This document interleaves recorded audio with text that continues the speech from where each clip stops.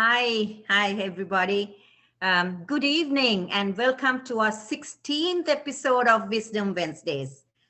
We started during the pandemic. We wanted to bring about a solution and we stuck together. Yeah, today, missing from us is our dearest host and moderator, Carol. She had a personal commitment. And of course, she warned me. She told me, Soraya, don't try to be smart, witty, and intelligent. Just be yourself. And I promise to be that. As you all know, you have watched this program. This is our 16th program.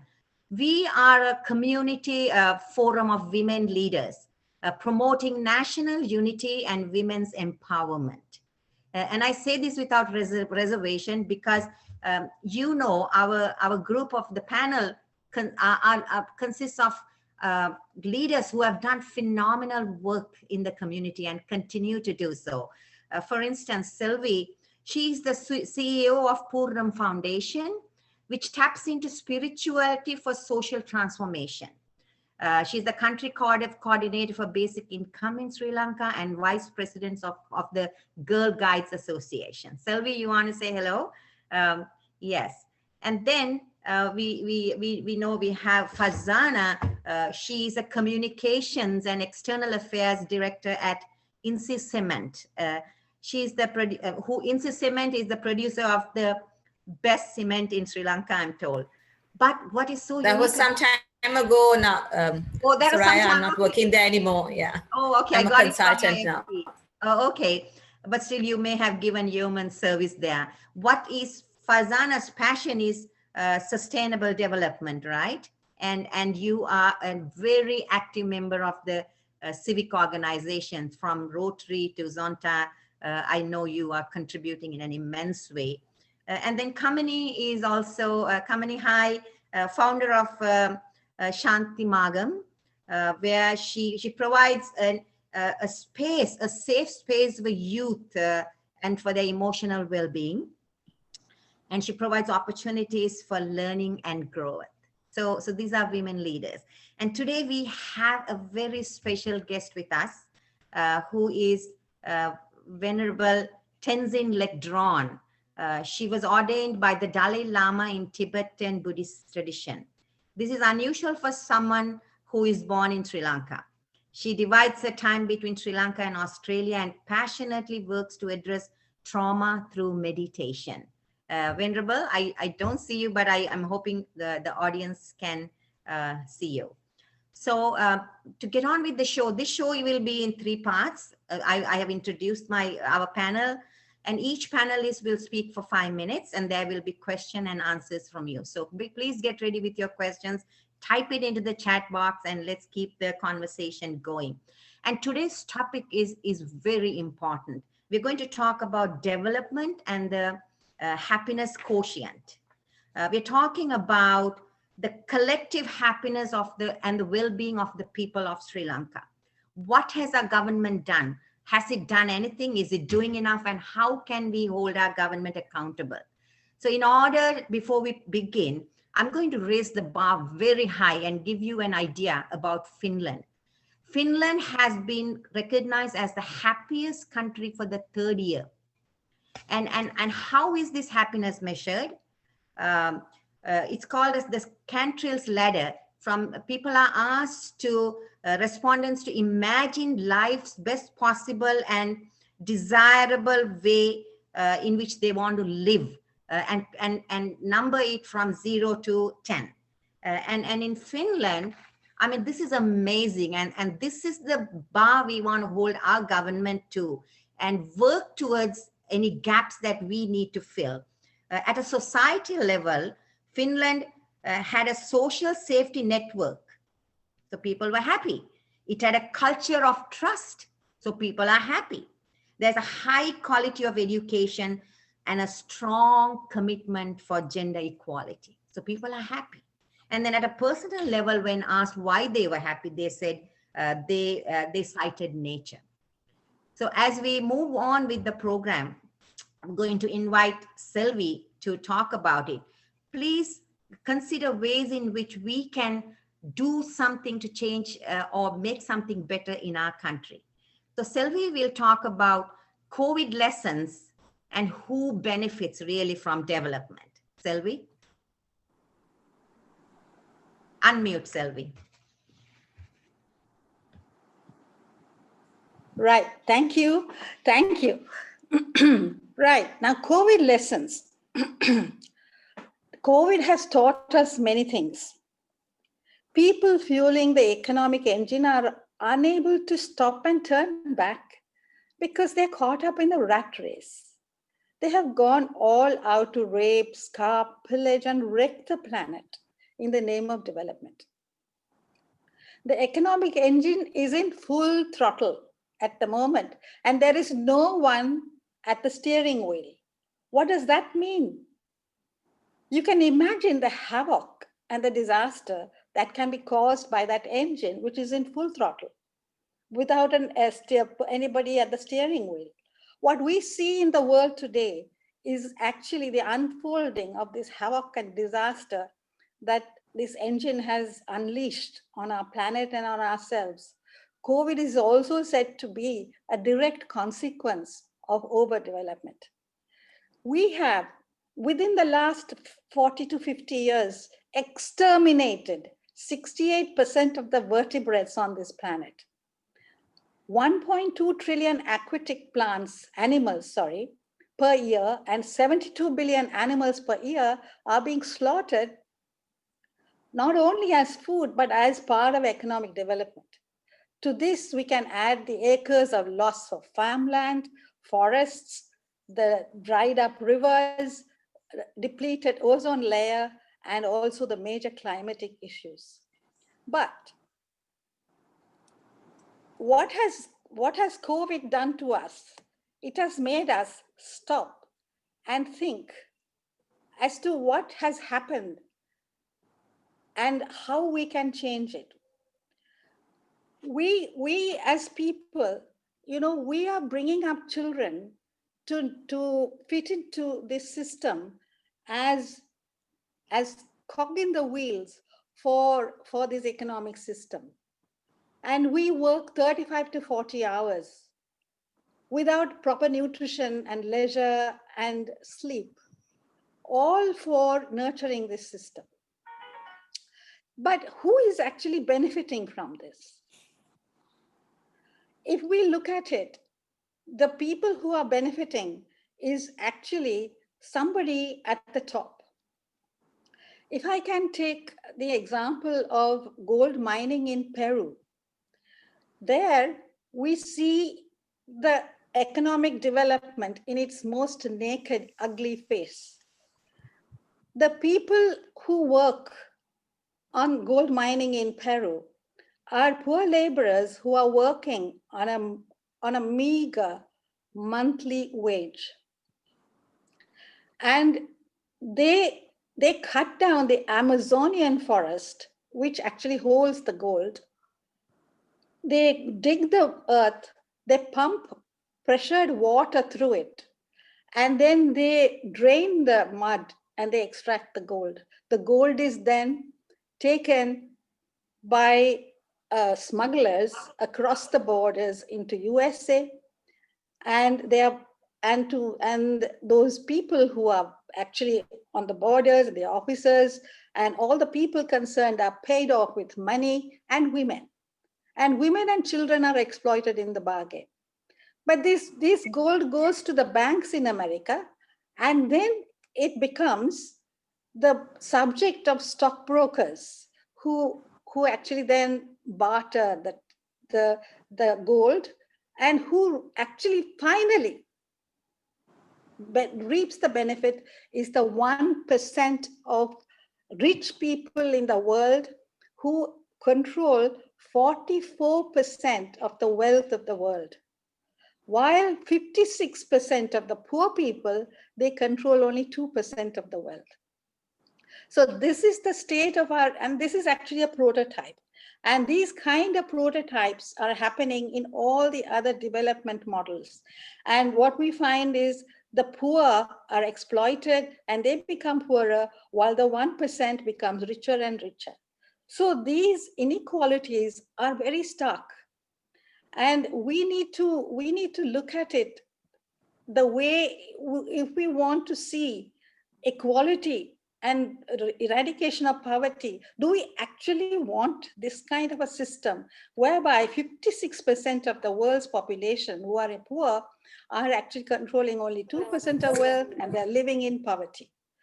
Now, the COVID actually tells us that we don't really need to be rich to be happy. The happiness comes with a different kind of a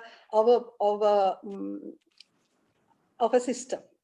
Now, after the COVID curfew was finished, or rather they took off the curfew, my builder came into my house and he said, oh, we've had a lovely time. We have had some very quality family time. I said, what about the income? He said, it didn't matter too much because we didn't have the expenses of traveling and going to school and all the transport and everything. So we were able to manage beautifully with the little we had. We had quality time with the family, and we had made new recipes. We played and we slept, and we actually had a good time. You see, this is what it is that COVID is teaching us. We really don't need to cater to this system. In that case, what are the alternatives? How do we change this system? Or how do we start putting the ball rolling, as it were, in order that another alternative system comes into place? That is going to be our discussion in further discussions of this sort. So up until then, Soraya, thank you for the time. Thank you so much, Selvi. Something you said really hit me strong. The exploitation of women. So do you see in the Sri Lankan context, we see the migrant workers, mainly women. Do you think that falls under that category, Selvi? Oh, of course. As you can see, the people who are affected by brandings were mostly women. And these are really the poor, as it were, who came in as employees in factories. This doesn't apply just to Brandix, but to everybody, all the other factories as well. But here you can see how the inequality works, where only the workers who had to go to work got infected, whereas the blue collar workers, they managed to work from home, from Zoom, and they were not at risk.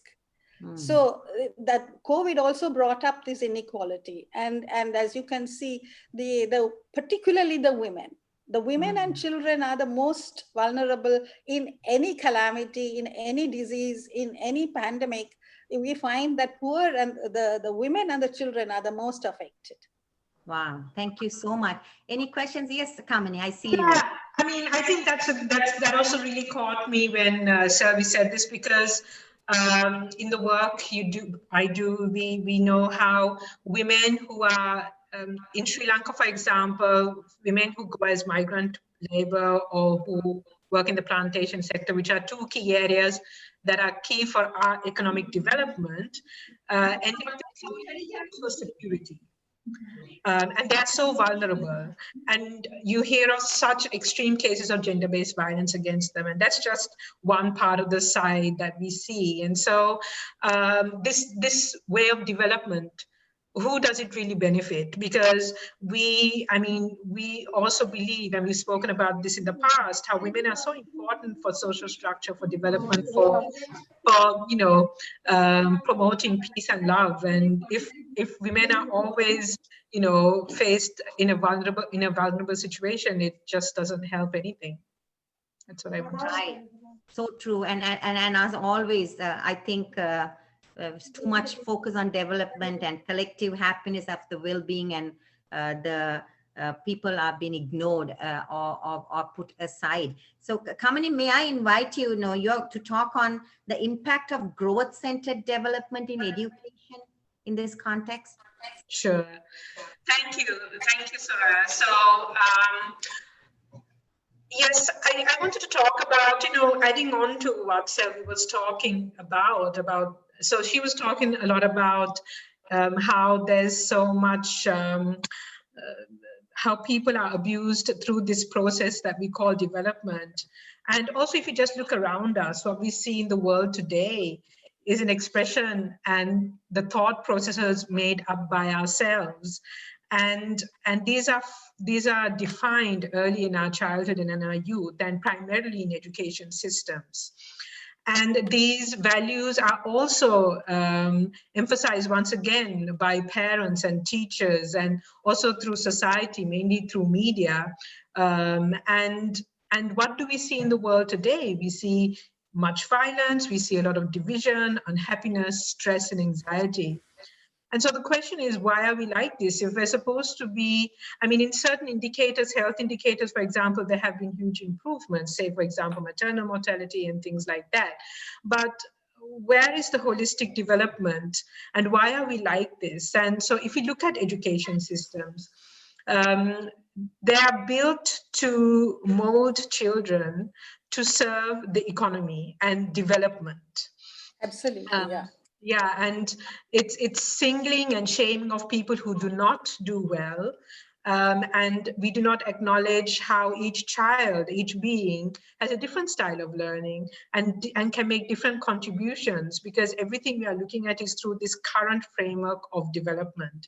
And with the COVID situation, this has been challenged. People have had to relook at all of this again in a very honest way. And also, in education systems, we see parents also really perpetuating this process, because we find sometimes, parents compensating for their sense of insecurity or lack of achievement that they had growing up. And they don't think about happiness. I think last time we spoke on education, we were talking about how children are shuttled around from class to class, no time to relax, no time to think for themselves. And they think only about success. They think about comparing their children against another child. They think about milestones. It's more about identifying who will do well in the playing field or in the classroom. And at my age today, what really defines my success is how can I maintain a calm mind and being and consciousness when things are coming my way. And as you grow older, you realize those are the key things that really matter, but children are not given these tools. And how do we see this translation of, this education system or the system we have? Because children do not only get educated within schools, they're educated by everyone around them. And you see worldwide, if I read out some statistics, 10 to 20% of children and adolescents experience mental disorders. Half of all mental illnesses begin by the age of 14, and by 3/4 by mid-20s. And in a lot of regions in the world, disability in young people is caused through these issues. And if these are not treated, these conditions severely influence children's development, their educational attainments, and their potential to live fulfilling and productive lives.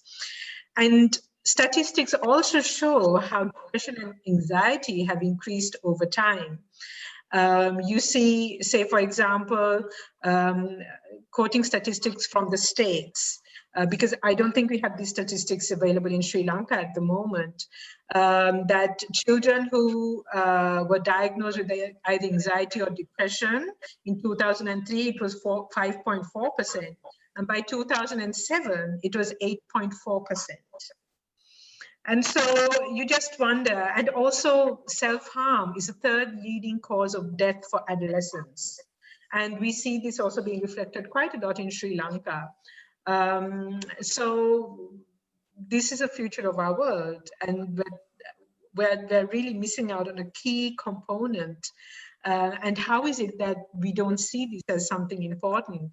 And I think it's because we just totally feel that, let's not address mental health, let's not address the individual mind, because we just want these people who will one day, give profit to us, to this percentage that Selvi was talking about.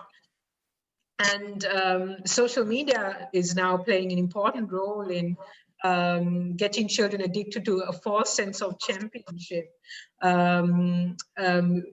most of you may have had watched this documentary on Netflix called The Social Dilemma, where it states that child suicide has increased exponentially across the world. And you will see that girls have more suicide ideation than boys, which reflects how children are viewing themselves. And there was a correlationship established between usage of social media and how children view themselves. And we know today how social media is so driven by the billionaires, the ones who want to gain so much by people's addiction to social media.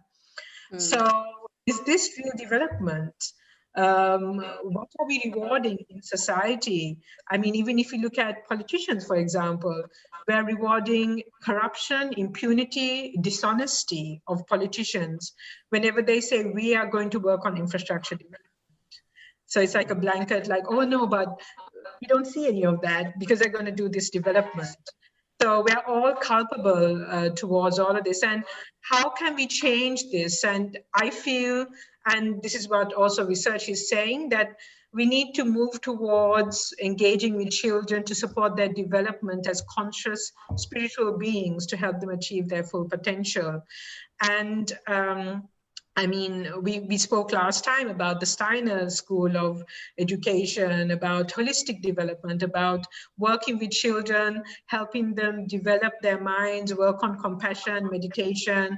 And I have also cited in the past about, say, even in my organization, when we do meditation with children, we want them to feel the connection with the environment also, not only individuals in their lives, in their communities, but also to feel the connection with their surrounding environments.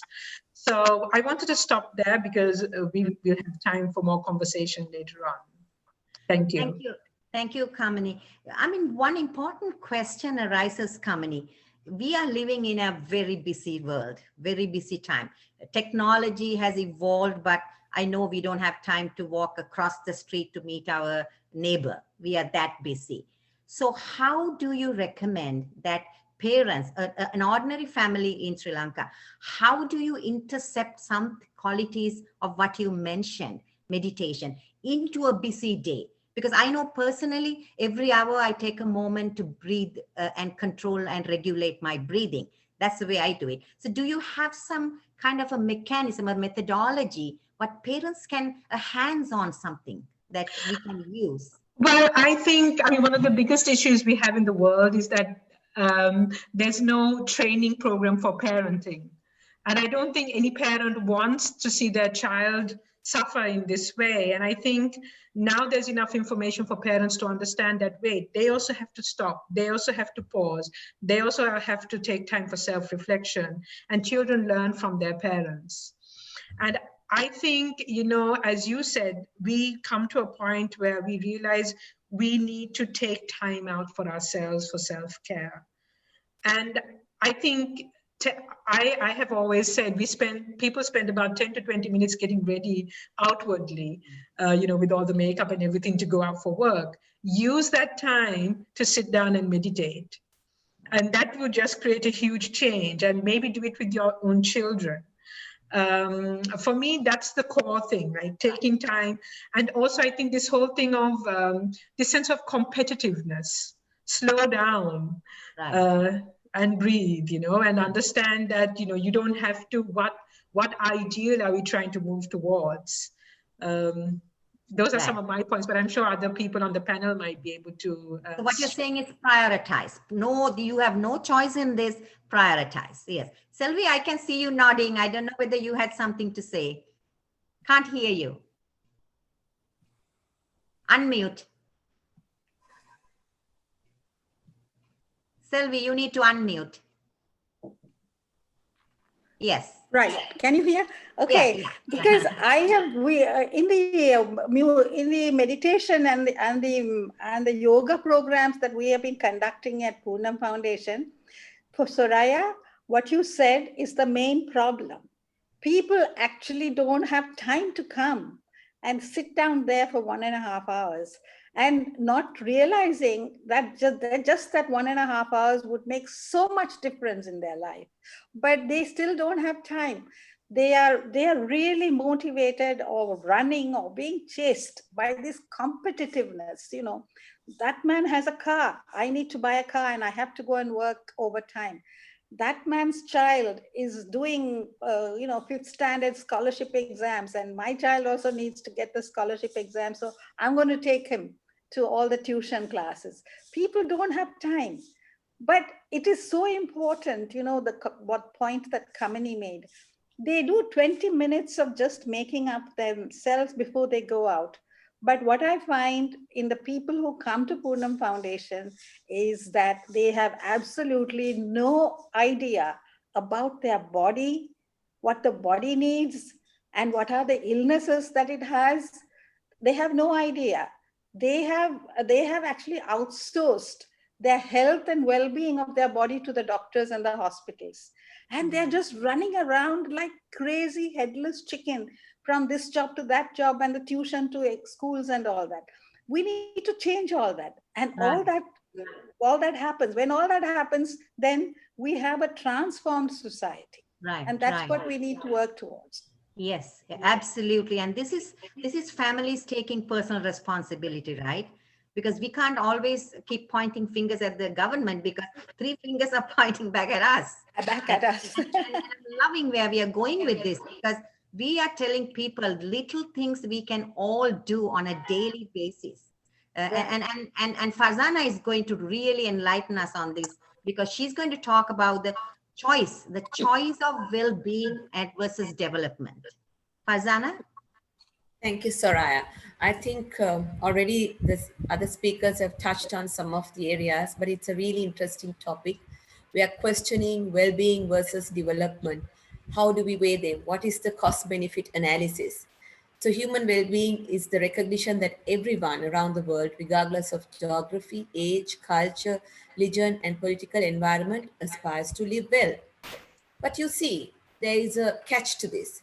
Virtually every law that makes people's lives better in some ways, but it also makes it worse in others. Think about it. For example, a clean air law could make people healthier, but it could also force them to pay more money for the products they buy, which means, like we discussed earlier, they have to work harder, more. So every proposed law thus raises the question, would it benefit or outweigh its cost? We need to sometimes compare seemingly immeasurable things to see how you compare health versus buying power. So one of the most common methods is to look at the cost benefit analysis, which is done. So suppose, for example, if it could be determined that people are willing to pay $100 per year in return for health benefits for cleaner air, those benefits should be then compared by this approach to see how much does it increase their consumer cost, how much do they have to work harder and pay more to pay this. So this is the question I want to address today, well-being versus development, because businesses have to spend more money to produce their products in a way that avoids polluting, for example. If so, then someone must bear the cost and have less buying power as a result. It may be consumers via higher prices, employees via low wages or job cuts, or business owners via low profits. So somebody pays the price in some way. So well-being, though it seems something we all want, it is actually very complex. So most of us have always set out to attain well-being at many levels. At a personal level, sometimes we get really frustrated because it's time-bound, it's place-bound, and it's changing all the time. We age, our health changes. So, we also try to have well-being within our families, collectively within our neighborhoods, within our schools, within our workplaces, and other life spaces that we inhabit. But it has a lot of complicated dynamics. So here's the sweet spot for our reflection. How do we incorporate well-being into our conversations, but ensure its radical potential as an idea is not diluted? How can we account for and value plurality in the politics of well-being? So we need to really dissect that and see what is the real value. And I think Kamani spoke about this a lot, about not being material, spending time for ourselves, looking at our inner selves, our inner mind, our physical being. But does that happen all the time in the big bad world out there? And the other area that I also wanted to touch was on mental health, productivity at the cost of well-being. Most work cultures and structures today are out of touch with the needs of young people, particularly when it comes to mental health and well-being. Yet, for the most part, the institutions, systems, and contexts that govern and shape our lives were neither designed nor have adapted to this growing need among the young, especially. So we find ourselves in situations of societal structures and organizations where we are working, and we think that this is this is what is needed, this is what is accepted, this is what the company wants, this is what my peers want me to do so that I'm in it. And then, we have to face a dilemma of serious mental health.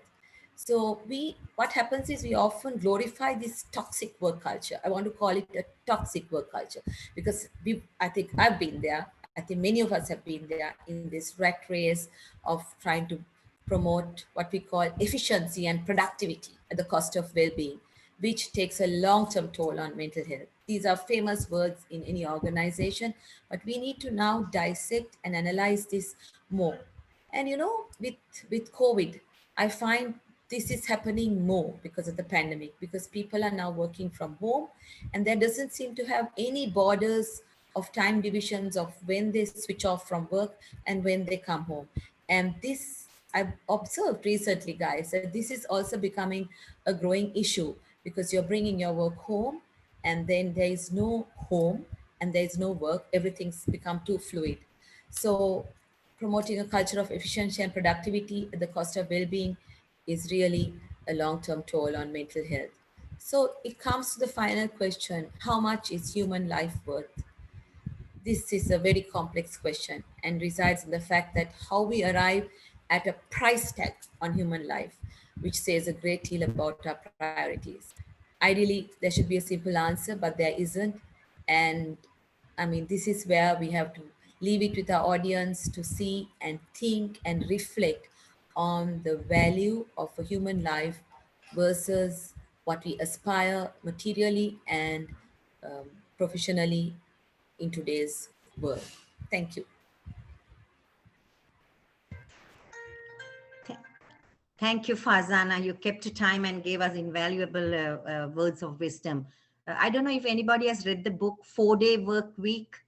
Um, I think it was Simon Sinek. I don't know. I might be wrong with the author, but there are so many things that we have not explored. Don't you think, Fazana, to change this toxic working culture and environment? And whose responsibility is that? Do you think? Honestly, Soraya, I think we need to make us as individuals be aware of it. We must make it our responsibility. If I've shared my story with you guys, I took a career break when I had my twins, and I have zero regrets. So I'm sure my office would have loved me to continue to work, but it's our responsibility to make that decision if we want to. And we have to create the ecosystem to be able to do that as well. So that's what we need to plan and be wise about. And this is the advice I give my kids as well. Don't complicate your lives. Have things simple so that whatever you want to do as a career, you can balance it well, even with your free time, your hobbies, your passions as well. Because I know a lot of my friends who have deep talents, passion in art, in music, but they have no time to pursue because they are so busy trying to make ends meet, which I feel they made wrong choices in terms of taking massive loans to build fancy houses, taking another massive loan to buy a fancy car. And now you burn out. And in the end, where is your life? At 55, 65, you retired, you paid all these loans. And what have you achieved is my question. Hmm. I think Finland is moving towards such a employees taking responsibility is also critical, right? This is my point. I think everything begins with you. Any change you want, if you want to change the toxic culture in offices, it changes with you, right? I'll describe one small incident, and that is when I was working at a particular office. I was okay. I had a good pay, I had good everything, but then there was a better job, which meant, relocation. And I was applying for it. And my mother asked me, why are you applying for it? Because it's got a lot more money. So she said, what is it that you don't have now with the money you have that you want to achieve by going into this other job? I said, nothing. Then don't go, because it's not important, right? But people are blindly moving into jobs and places just because there's a little more money, just because there is a little more something, which they don't actually need. This is what my small time builder, when he came, he said, I really didn't need this income because I had little and we were able to be very happy with that. There was quality in that life that he had with that little. I think when people learn that fact, then, we don't need to go from one toxic business office culture to another one. It has to start from us. It has to start from us. Right, right. Can I also add something? Please. Because Charmi's raised something really interesting about, what are the performance indicators?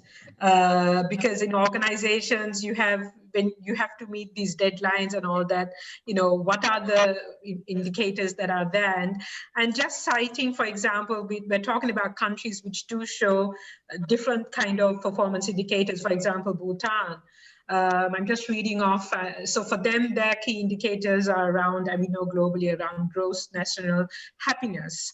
And it centers around 7 key areas about body brilliance, body, mind, spirit, conscious living, emotional intelligence, health and well-being, mental intelligence, and moral intelligence.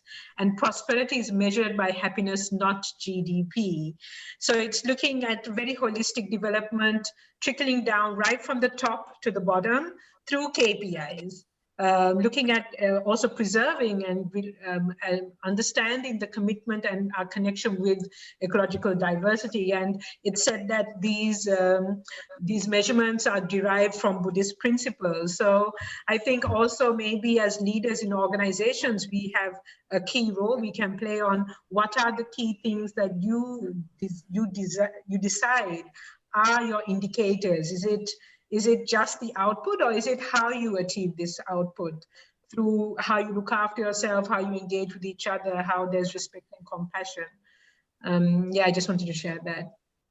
Thank you so much. And I also did some research at an international level.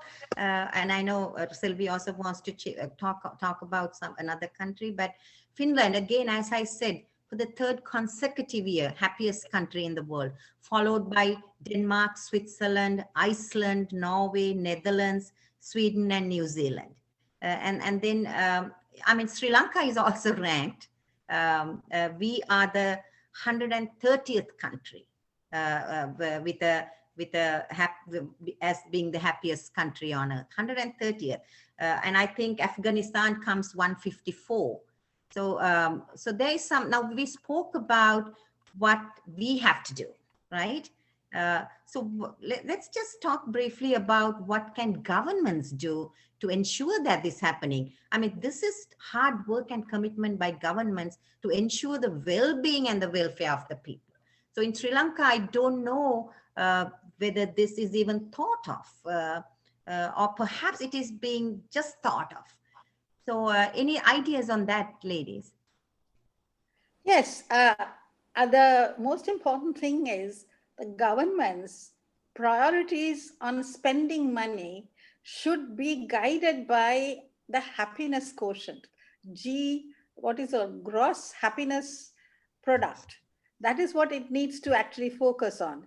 Now, I think New Zealand Prime Minister Jacinta Ardern has actually put forward something very recently about allocating money based on happiness, not on GDP, gross domestic product, but gross happiness product. And so she has allocated money for mental health. She has allocated money for people's well-being, and which is quite a change from the previous governments that used to be there in New Zealand. And I'm sure that Bhutan has got also those kind of priorities, and Finland, and many other countries who are ranking first in the country. Our politicians, mainly male politicians, they have different priorities in allocating money in their budgets. And that needs to change. And that will change only when politicians become aware that people want happiness. There must be emphasis and awareness and attention to people's happiness. And this is what is important. Sylvie, I agree with you 100%, but the hopes were hollow in my ears because I just read yesterday maternity leave cut by half for women in Sri Lanka. This is serious, guys. This is serious. A mother's role is to nurture the child.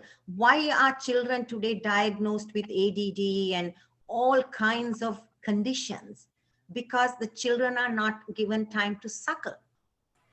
Where ideally, we would have wanted paternity leave as well, right, Soraya? Yeah. We would have ideally wanted paternity leave instead. There should be paternity as well. I mean, where is the happiness in that family when that mother doesn't have time to actually breastfeed the baby and look after the baby in the first 3 months? Yes. And we can't just talk about this anymore. So we have to invite people to agitate, to come out and really question our government. Where are we heading? When countries like Finland, Denmark are doing so much for their people, at least leave us with what we had. Don't take away, but take away. So this is an enormous hurdle. And fortunately, some of us, we travel, we experience both worlds. But people like people who are permanently there, I think it's time. That's why the Wisdom Women came together, because we want to empower women to question this. Right. And it also shows how the government feels about the women's contribution to economy, Absolutely. In 2018, an amendment was brought to the Maternity Benefit Act, where 84 days was given to all births. So that clearly has been retracted. And that was with the aim of, because for women, their job security is so dependent often on, their marital status, or if they're going to have children. Sometimes that question is asked. And in countries like USA, they don't have proper maternity leave. And there's so much job insecurity, and women don't have enough time to spend with their children. And there's so much trauma and so many mental health issues. And, and now we live in a time, as Selvi was saying, and Farzana, about how men also have such an important role to play in this whole childbearing process. And we were pushing for paternity leave as well. It just doesn't make sense. Yeah. Now you're taken away what is, so legitimately due. Fazana, do you have anything to say before we go to Venerable Tenzin Electron? No, let's go ahead. Let's go ahead. Okay. So bringing us all back to a space of centrality and mindfulness is our Venerable Tenzin Electron, who's going to talk about us. What is Buddhism? What does the Dharma say about development? And how can we ask ourselves, how does Buddhism teach us to navigate these challenges? And I know she wanted to really do a meditation in the last 2 minutes of her presentations. Venerable Tenzin Electron, please give us some hope and wisdom.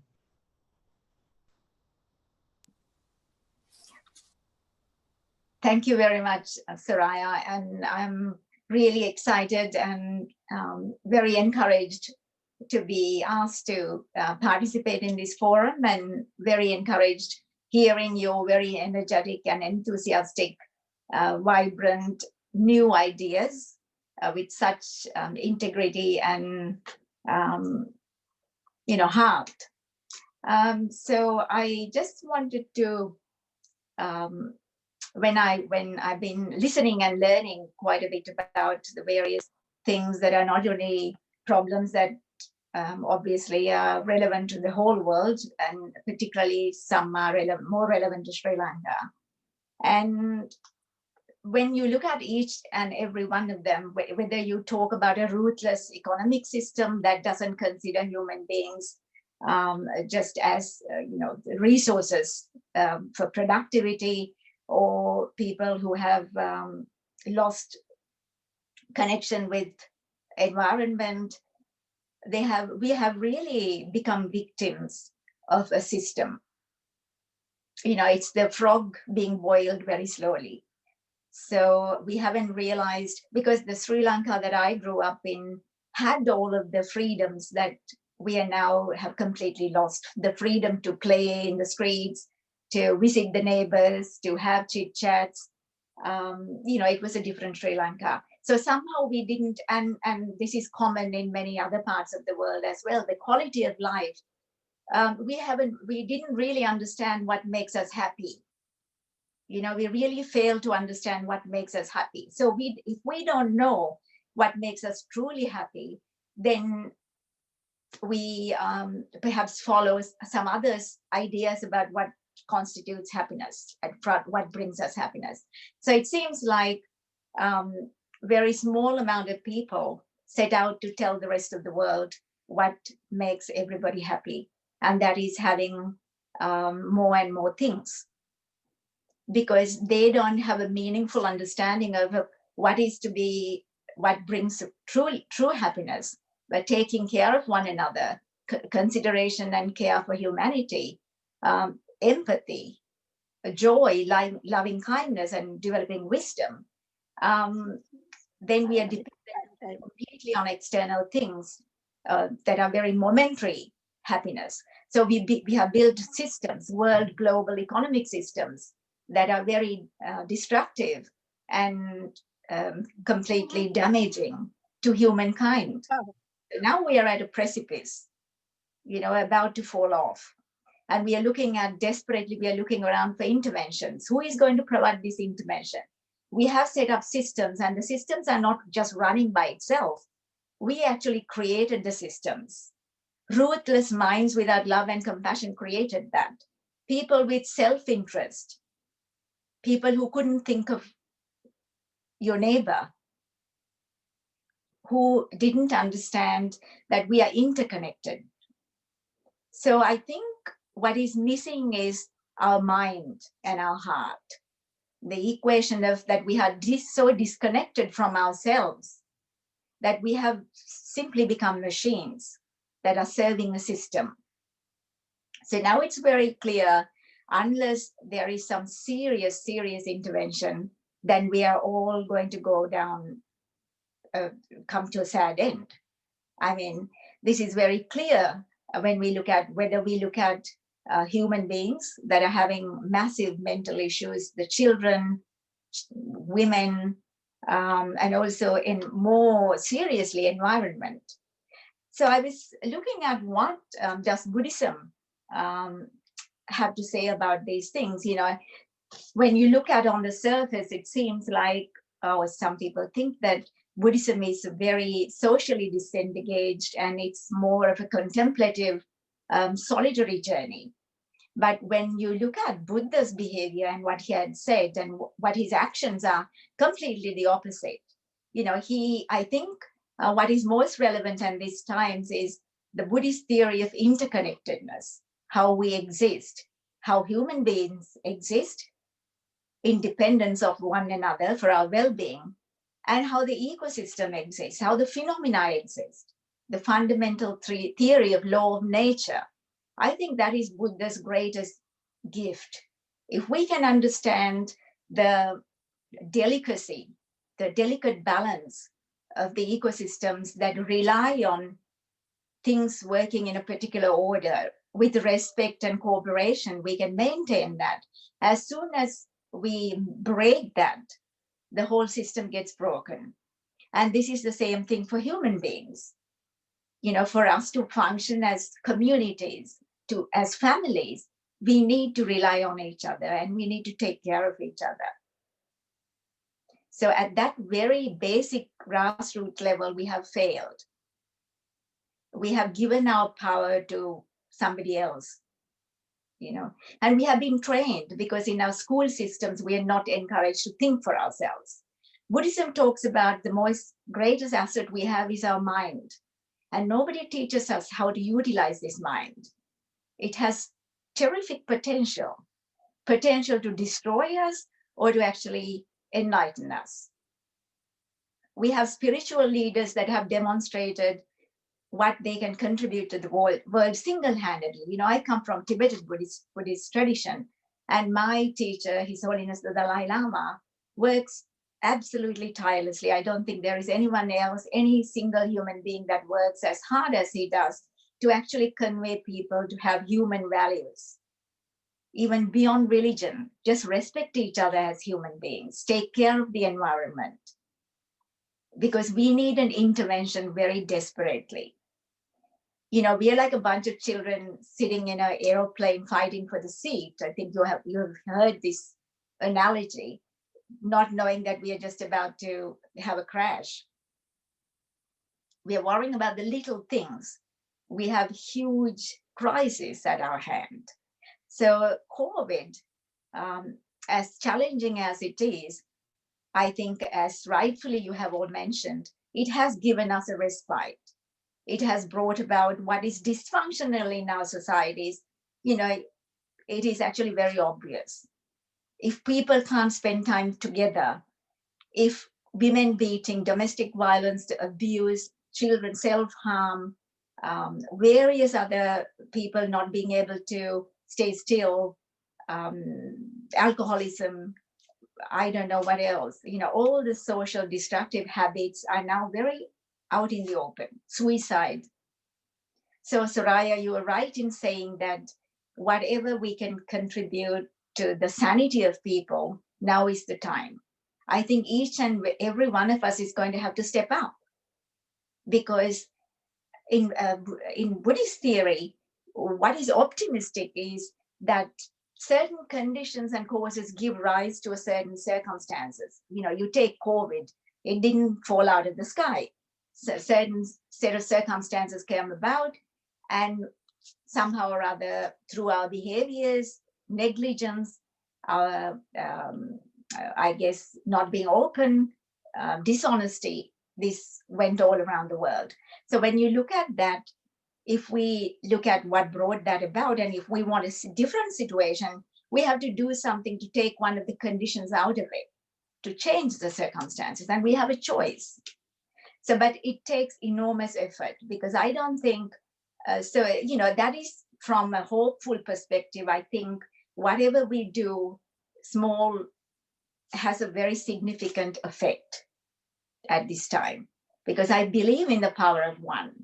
And of course, when we collectively do something, it has much bigger effect. And I think COVID is, in a way, is good, because people may be more receptive, and they have been forced to spend time with themselves. And some of them actually found that it is not so bad. You know, there are different values to actually watching, you know, the waves in the sea, or feeding your baby and spending time with them, or telling your family, sharing some meals together. All of this is very valuable time, and it is an investment in your own happiness. So I think that is the interconnectedness aspect is the most valuable thing. And when you look at what couple of things that Buddha has taught as well, that he has given some advice to a king. And when you mention those countries, Finland and Bhutan and Denmark and New Zealand, and I think when you look at how they operate their systems, they are spot on, because they actually value their citizens. They think about the vulnerable. They have consensus when they make decisions. You know, they're not dictators. And Buddha actually said that I follow the path, that Bodhisattva path, that we have to think bigger than ourselves.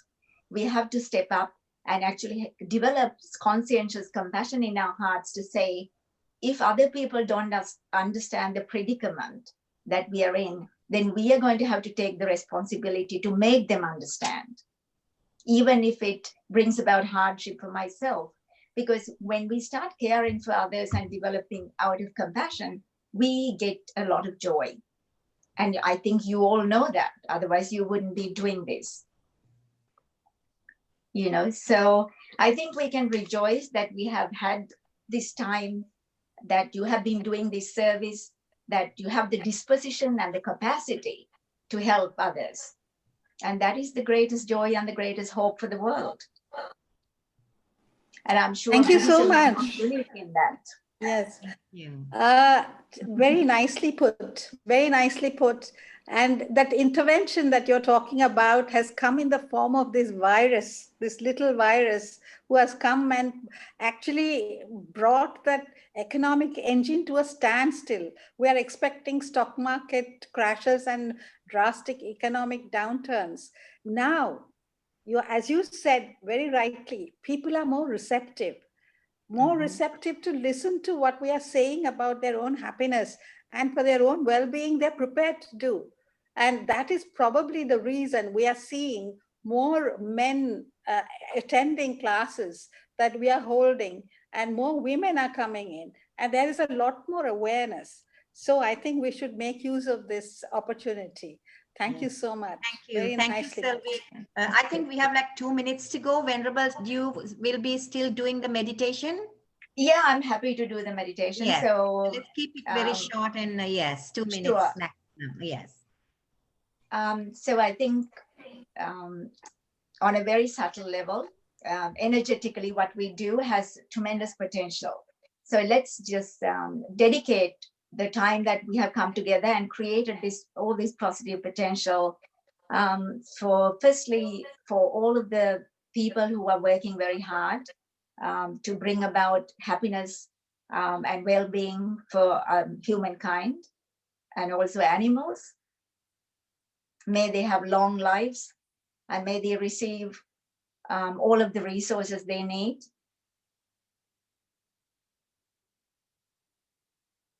And we can also think that each one of you, have the strength and health and everything, all the resources that you need are available to you.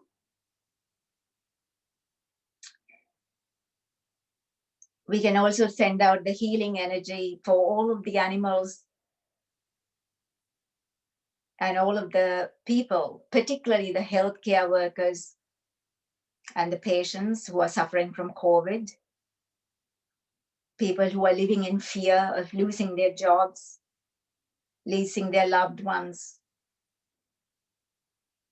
and feeling anxiety and worry and anger and confusion. And we can wish that they too awaken to their own potential, truly understand what is important. They understand their worth and develop contentment and simplicity, joyous, simple joy. And all of the negative things that we talked about, the competitiveness, greed, self-interest in the world, the fascist governments, the destruction of the environment, all these negative forces, people who are putting these things in place, our leaders, to develop compassion and love in their hearts and to think of benefiting people.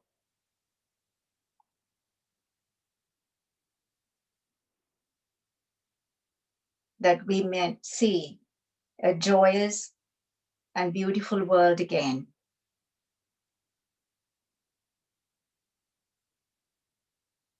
Thank you. Thank you so much, Venerable Tenzin, to think of all those people you mentioned. You know, our hearts today are full, but it's also very heavy because happiness is a fundamental human goal. And sometimes our governments will value us and will commit to serve us. But when it is not done, I think it's on us to seek that happiness. And as you said, take away the small thing that is wrong and replace it with something right. And you spoke about the power of one. And we want to reiterate that message. And some simple things we can all do is smile. Smile. You smile when you're happy. Be grateful. Give a compliment to somebody. Breathe deeply. and get moving, guys, because towards a greater cause, a cause that is bigger than you. And that we say is empowering the woman next to you, empowering somebody who needs to be empowered. One person can't do it. We let us collectively do it, and let us work towards national unity. And a woman I admire most, Helen Keller, she was a blind activist and an author. She said, life is too short, eat dessert first. Thank you. We are done. Thank you. Our next show is on the 28th of October, Wednesday, the 28th. See you then. Okay, see you. Thank you so much, everybody. Thank you.